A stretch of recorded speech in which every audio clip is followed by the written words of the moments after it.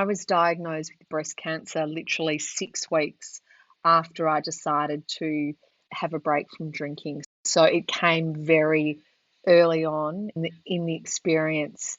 And I guess what came through to me initially with the diagnosis was what in my lifestyle could have contributed to this diagnosis, because I was very much open to learning and exploring and changing.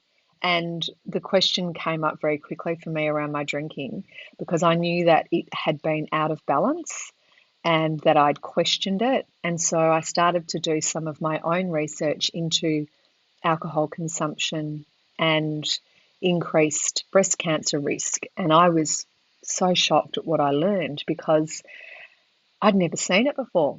I'd never discussed it with friends before. I'd not seen any health campaigns on it. And I will even make this point that what really, I guess, shocked me was that breast cancer is the only cancer that low to moderate levels of drinking are shown to increase overall risk. So 7 standard drinks a week. So a standard drink in Australia is 100 mils of red or white wine. So that's 1 drink a day can increase your overall risk by up to 20%.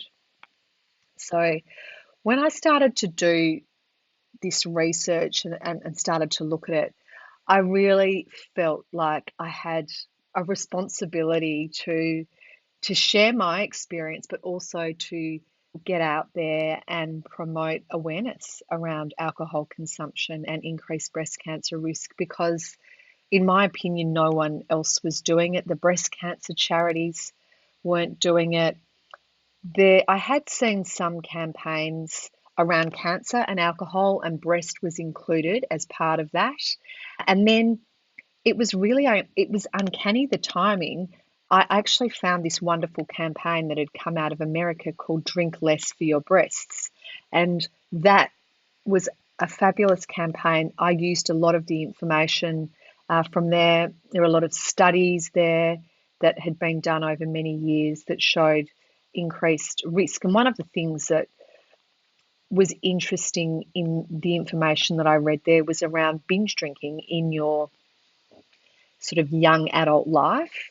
And they were starting to do some research on the impact of binge drinking in your young adult life between when you had your period and when you had your first baby or became pregnant, if you did have children, whether or not there was a correlation with breast cancer later in life. And some of the findings from the initial research was that they were starting to see a pattern between excessive or binge drinking habits in this sort of earlier part of your life, and then the effect that it may have on breast cancer down the track. So again, that really resonated for me when I looked at my own patterns of drinking. And also I had very high levels of estrogen readings in my breast cancer, and alcohol increases the readings increases the circulating estrogen in our bloodstream. So again, I thought, okay, some of this is really starting to make sense for me in terms of, I don't know whether it caused my breast cancer.